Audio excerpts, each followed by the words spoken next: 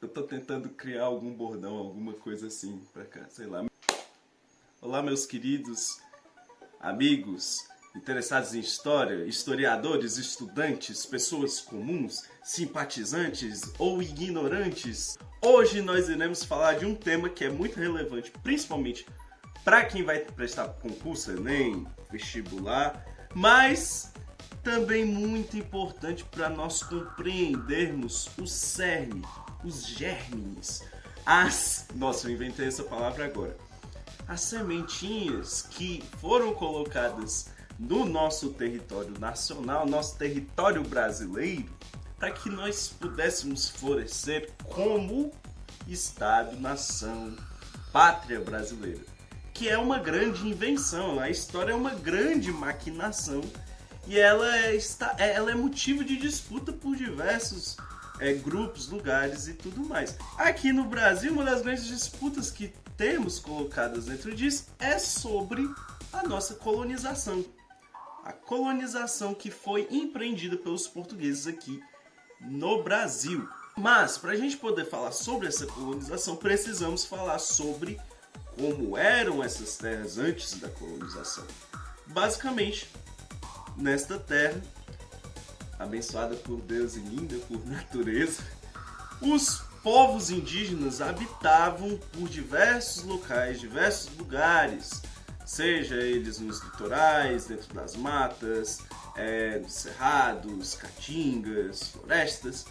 Eram centenas e centenas, posso dizer até milhares de tribos indígenas que habitavam este território antes da chegada dos portugueses aqui no Brasil. E basicamente mesmo, a classificação dos povos indígenas aqui está dividida entre os troncos linguísticos do Tupi e do Macro-G.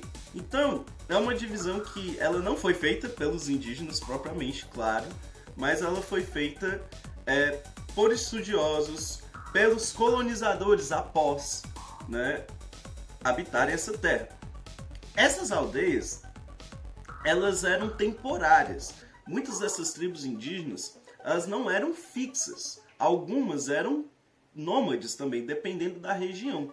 Essas aldeias temporárias, elas possuíam mais ou menos 500 e 750 habitantes, distribuídos geralmente cada aldeia em 6 a 10 grandes casas que os indígenas construíam.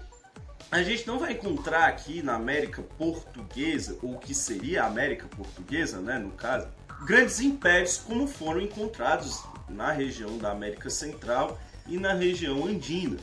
Nós temos uma divisão sexual do trabalho aqui dentro da América Portuguesa, em que os homens eles se dedicavam à caça e às guerras entre essas tribos, e as mulheres cuidavam das tarefas do lar e também do cultivo agrícola.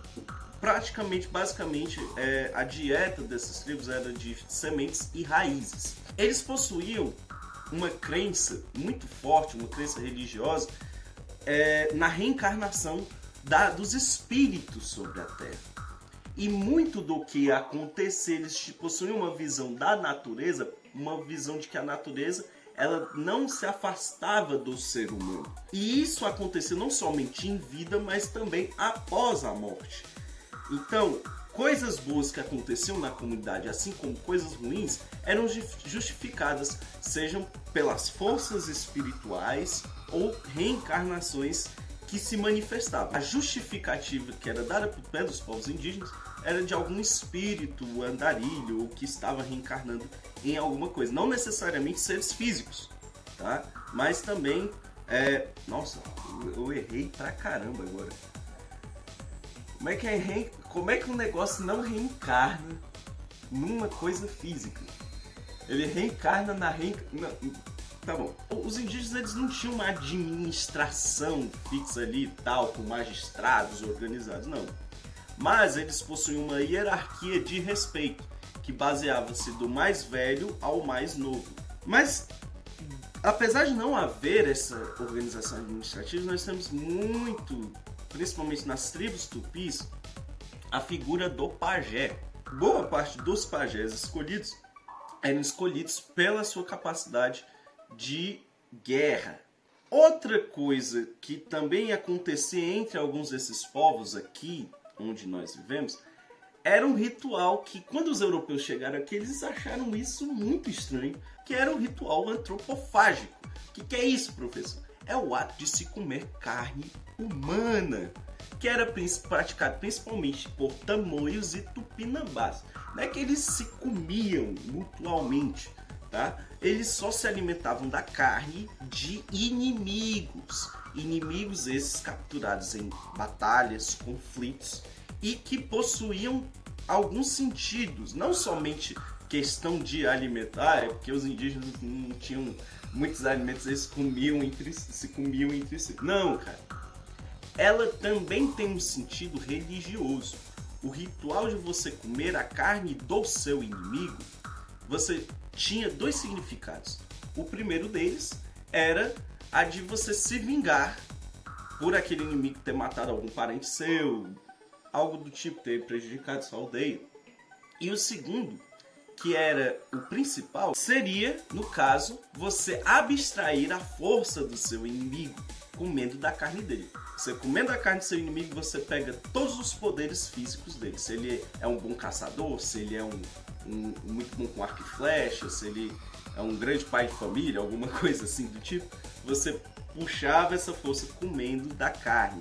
Isso era o que os indígenas brasileiros acreditavam. Não todos, mas principalmente as tribos dos tamoios e dos tupinambás. Sobre os primeiros anos de exploração portuguesa, professor, quando os portugueses realmente chegaram aqui?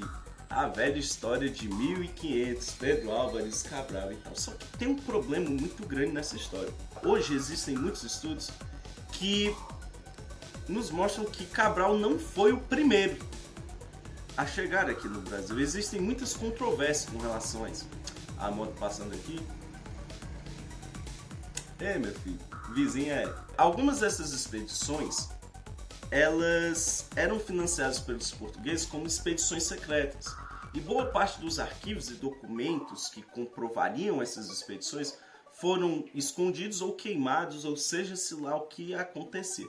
Porque, como eu falei, era expedição secreta, né, meu filho? Você tem que esconder isso.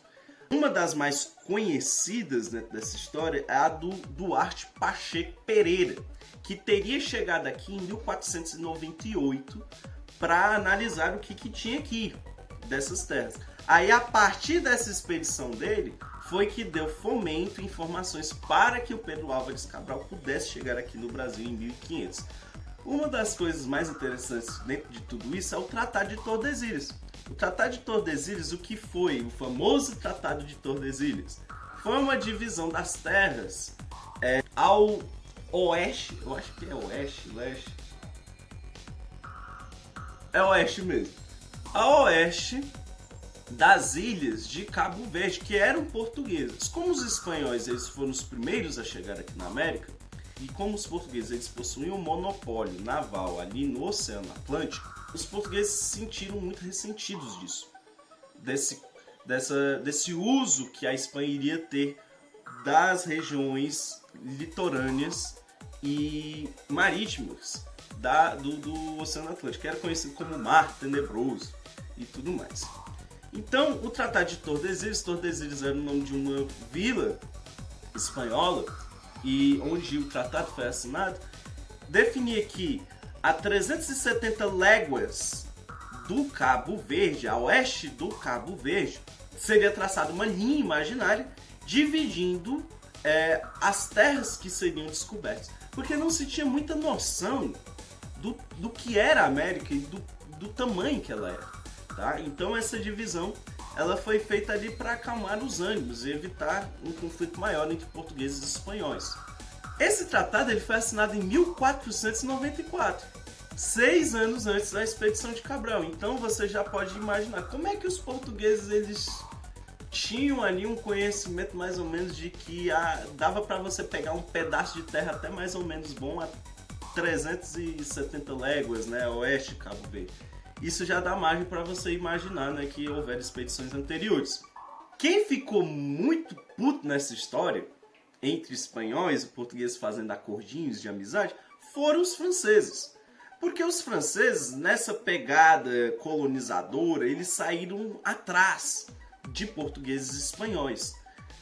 Tanto que os franceses, eles financiavam corsários para poder explorar de maneira ilegal diante dos acordos entre portugueses e espanhóis, as terras americanas. E os portugueses, eles eram muito confrontados pelos franceses em uma lei que era uma lei jurídica chamada de uti possidetis. É o uso da terra, o uso da propriedade. Para você ter aquela propriedade, para você ter direito de exploração àquela terra, você deveria estar nela explorando, cultivando, criando gado, fazendo alguma coisa lá, sei lá, dançando forró. Então, pessoal, os portugueses, eles são confrontados com os franceses em cima disso. E em cima da uti possidetis é que os franceses, eles vão financiar esses corsários, certo? Corsários, gente, o corsário, ele é diferente do pirata, tá? Só para eu ler aqui para vocês direitinho, ó, para não ter erro, o corsário, ele era um indivíduo que recebia uma carta de corso da coroa autorizando, por isso que corsário, né? Autorizando a navegar a serviço do rei e até mesmo a promover saques a navios de outras nações. Então era um tipo de pirataria legalizada, tá certo? E os franceses, eles têm muito justificativo nisso, porque nos primeiros 30 anos após Cabral, Portugal não se interessou muito nas terras brasileiras, até porque os interesses portugueses estavam mais localizados nas Índias Orientais, onde eles já haviam estruturado, tinham criado uma administração mais estruturada e eles estavam mais preocupados em mantê-las. Só que com a ameaça dos corsários franceses e com a possível perda de terras, de territórios aqui no Brasil, nós temos o início efetivo da exploração portuguesa. Essas terras eram portuguesas, mas eles não exploravam tanto ela de fato. O início da exploração brasileira, ela vai começar com um produto muito específico que nos dá nome, que é o pau-brasil, o famoso pau-brasil. E Portugal tinha uma política de exploração da qual ela transferia muitos dos gastos e dos custos a terceiros. A coroa portuguesa não colocava a grana diretamente ali na exploração. Ela chamava algum empresário ou algum nobre que tivesse bastante grana, entregava o direito de monopólio de exploração para aquele cara, e a partir disso aquele cara deveria ter o dever de explorar o Brasil. Para explorar o pau-brasil, pau-brasil esse que tinha muitas propriedades, entre as principais a questão da tinta que se extraía da madeira, uma tinta que ela era vermelha e tal, por isso que dá-se o nome Brasil. Brasil vem de brasa e a brasa ela é vermelha. Os caras olhavam a tinta, se lembravam, nossa, isso aqui é vermelho que nem brasa, de uma maneira bem simplista. Além da madeira ser muito boa para a construção de barcos que suportassem a salinidade do mar. Os portugueses, eles vão se utilizar muito do escambo, da troca de produtos entre indígenas, para convencer os indígenas a quererem trabalhar na exploração dessa madeira no litoral brasileiro. De início, a mão de obra brasileira ela era baseada no escambo. Com o passar do tempo, a coroa portuguesa foi pedindo para que esses nobres, essa galera que explorava, tinha um monopólio de exploração, fosse construindo feitorias na costa brasileira. O que são feitorias, professor? Feitorias são grandes armazéns dos quais você colocava especiarias e eram armazéns fortificados, eram armazéns armados que possuíam soldados. Com a expedição do Martim Afonso de Souza em 1530 e a fundação de São Vicente, da Vila de São Vicente, em 1532, nós temos o início de uma nova fase na colonização brasileira, na administração da colônia. Porque o Martim Afonso de Souza ele vai trazer muitos nobres, alguns degredados, ele vai trazer religiosos, pessoas, magistrados portugueses, para vir administrarem essa colônia, de fato, e criarem uma estrutura de controle dentro da colônia. Com isso, nós temos a criação das famosas capitanias hereditárias, em 1534.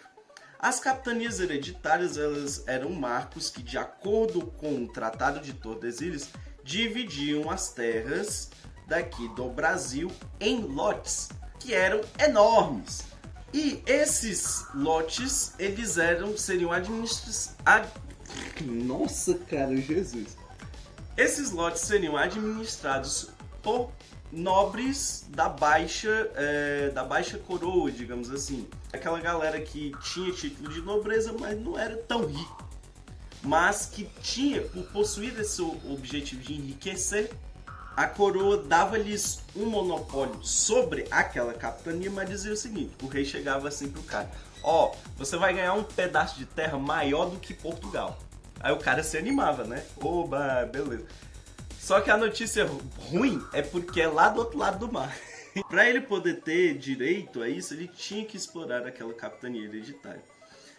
Os direitos e deveres dos capitães donatários, que era o nome dado, né, aos donos dessas capitanias, estavam reunidos num documento chamado foral. Né? Então lá no foral existiam todos os direitos e deveres dos donatários. Só para vocês terem noção, no tocante à administração, os donatários tinham o direito de fundar vilas, exercer a justiça e cobrar impostos. Por outro lado, assumiam um compromisso de doar sesmarias. Certo? O que são as sesmarias? São dentro da capitania hereditária, as sesmarias seriam os pedaços dessa capitania e que ele poderia doar a quem explorasse, ajudasse ele a explorar essa capitania. O capitão donatário ele deveria construir engenhos e garantir os impostos reais. Pelo foral, os donatários também tinham o direito de apressar e escravizar índios. Ficavam com a vintena, que era a 20ª parte dos lucros do pau-brasil, o dízimo, a 10ª parte dos metais preciosos, olha o tanto de imposto. A metade do dízimo do pescado, a redízima, 1/100º das rendas da coroa e ainda com os direitos de passagem em rios, portos e outras águas. Só que, no entanto, pela falta de recursos financeiros, como eu falei, a característica portuguesa da coroa era de terceirizar os gastos, né, jogar os gastos para a colonização a terceiros. A falta de apoio e de renda para esses capitães fez com que o sistema de capitanias hereditárias fracassasse. Alguns capitães donatários receberam capitanias e nunca vieram para o Brasil para exercer o seu direito de administrar essa capitania. As exceções dentro dessa administração, dentro desse fracasso que aconteceu com as capitanias, foram Pernambuco e São Vicente, muito por conta da exploração do cultivo de cana-de-açúcar. Quando o Martim Afonso chega aqui no Brasil, ele traz algumas especiarias indianas para poder ver se dava para plantar aqui no Brasil, se dava para cultivar. E a que teve mais sucesso foi justamente a da cana-de-açúcar. Açúcar que era uma especiaria raríssima naquele período. Para vocês terem noção, um nobre português, ele consumia somente 1 quilo de açúcar por ano. Para vocês verem a falta do produto e a sua valiosidade, né? Porque valiosidade, palavra linda. Por conta que era muito caro, certo? Era muito caro, era um artigo de luxo. Como as capitanias hereditárias nessa administração elas foram fracassando, a coroa portuguesa ela vai centralizar as decisões políticas e administrativas dentro da colônia, com a instituição de uma nova forma de organização política administrativa chamada de governo geral, em 1548. E ela vai se consolidar com a expedição de Tomé de Souza. Com Tomé de Souza, gente, ele foi o primeiro governador geral. E junto com ele vem outra porrada de magistrados da coroa real portuguesa, mas um detalhe muito importante dentro disso é que junto com Tomé de Souza vieram membros da Companhia de Jesus, que era responsável pelas missões jesuíticas, que a gente vai falar deles já já. Com Tomé de Souza, nós temos a centralização política em torno de uma capital, e a partir disso nós temos a fundação de Salvador, Nós temos também a criação de uma estrutura governamental para ajudar o governador-geral nessa centralização de decisões políticas, e nós temos a criação do ouvidor-mor, que era responsável pela justiça, o provedor-mor, que era responsável pelas finanças e pela cobrança de impostos, e por último o capitão-mor, que era responsável pela defesa da colônia. Mor, esse nome mor, ele significa maior. Então, quando você fala ouvidor-mor, provedor-mor, é que o cara ele era o topzão da parada, tá?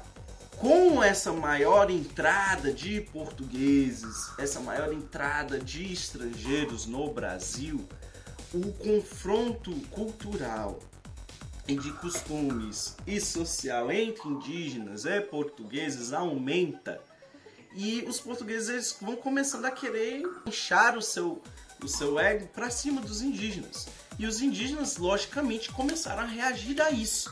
Muitas tribos e povos indígenas, eles invadiam vilas, saqueavam, não meramente para questão de vamos fazer o mal, a maldade, tal, aquela coisa, mas para se defender, né? O ataque antes de você ser atacado. Em reação a isso, muitos dos povos indígenas vão começando a ser escravizados de forma sumária. Outra coisa também muito importante a partir ali do início do governo geral, é que nós temos também a criação de pequenos núcleos dentro aqui da colônia portuguesa, né, para poder ajudar a administração do governador geral em regiões mais distantes da colônia. Nós temos a criação da instituição da Câmara Municipal, que é as câmaras municipais é uma coisa que a gente utiliza até hoje. E as câmaras municipais, elas eram governadas, elas eram organizadas pela figura do homem bom. E o que é isso? O homem bom ele está ligado a uma visão da cultura romana clássica de que um cara nobre, ele não precisa trabalhar com a terra, ele não precisa pegar no arado, ele não precisa pegar na enxada, na foice, seja lá o que for, para ganhar dinheiro. Então, criou-se um costume aqui no Brasil que só vai morrer muito depois, lá no século XIX, de que você se esforçar para trabalhar, que o trabalho manual ele não era bem visto dentro da sociedade. Era, quem trabalha com a terra, quem se suja para trabalhar, é um cara fuleiro, é um cara que tem que ser colocado de lado. Ele só serve para trabalhar, ele não serve para administrar, para liderar. A gente tem aí já uma centralização de alguns grupos dentro da administração colonial. E como boa parte desses caras eles estão controlando essas câmaras, para que eles não saíssem da linha administrativa que os portugueses queriam, para que eles fossem controlados, até porque eles já estavam na hierarquia de poder da época, dessa coisa de homem bom, eles já estavam solidificando-se sobre o restante da população. Para que eles não saíssem dessa linha de controle, é colocada a instituição dos juízes de fora. O juiz de fora ele é um magistrado nomeado pelo rei para presidir os trabalhos na Câmara Municipal. Então a gente tem o juiz de fora que comandava a Câmara Municipal, que era controlada e organizada pelos considerados homens bons e que obedeciam às instâncias do governo geral. Por fim, a gente tem que falar da parte religiosa, que está remetida aqui no Brasil aos jesuítas. Jesuítas esses que tinham sido, eram organizados pela Ordem da Companhia de Jesus, que tinha sido criada na Europa para combater a expansão protestante dentro da Europa e pelo mundo, e também lutando pela expansão da fé católica para os povos das novas terras do Novo Mundo. Os jesuítas eles vinham aqui para o Brasil para não somente catequizar, mas para instruir os indígenas de acordo com as suas culturas e de acordo com as suas relações culturais. Os jesuítas eles organizavam os indígenas em missões ou reduções para administrar esses indígenas, ensinar-lhes a fé católica e organizar o trabalho ali dentro das missões.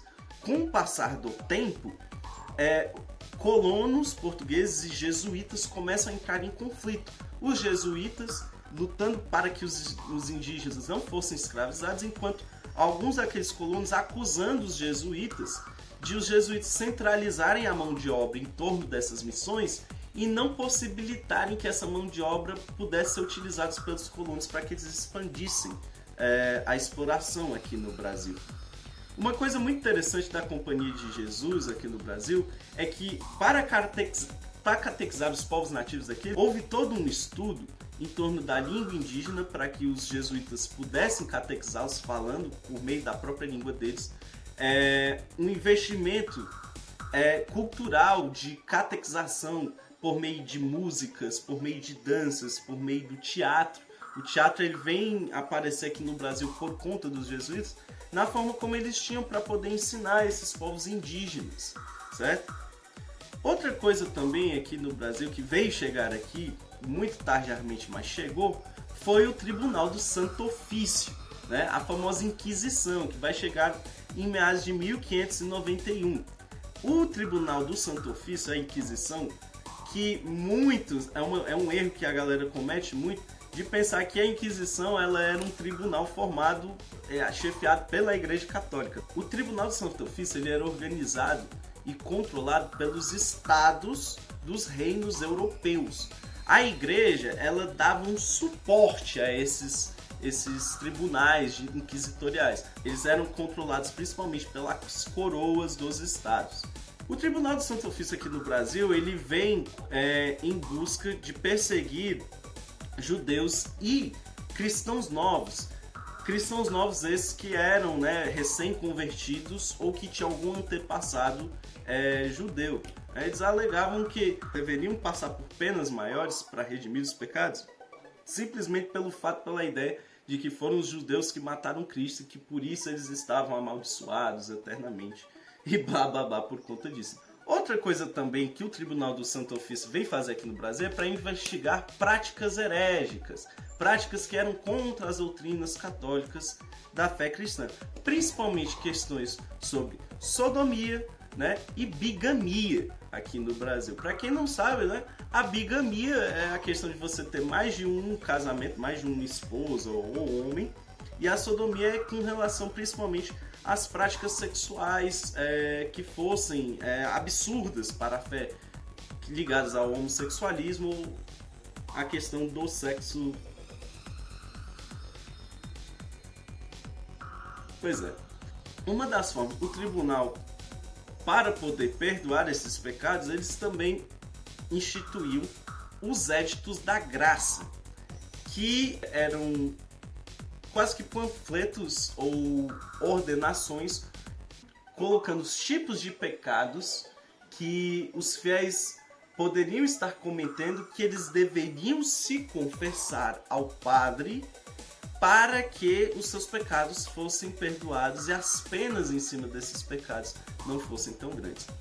As condenações mais complicadas, digamos assim, as condenações mais pesadas do Tribunal do Santo Ofício aqui no Brasil eram basicamente deportação para julgamento em Portugal, penas de você ter que pagar penitência de forma pública com automutilação ou alguma coisa do tipo, e a pior delas, a famosa fogueira, ser colocado para ser condenado a ser queimado na fogueira, porque você era considerado uma pessoa que não teria mais jeito, e para você poder purgar os seus pecados, você seria queimado.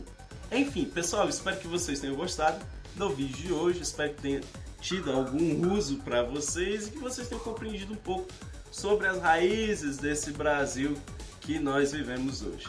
Gente, um beijo, um abraço e valeu!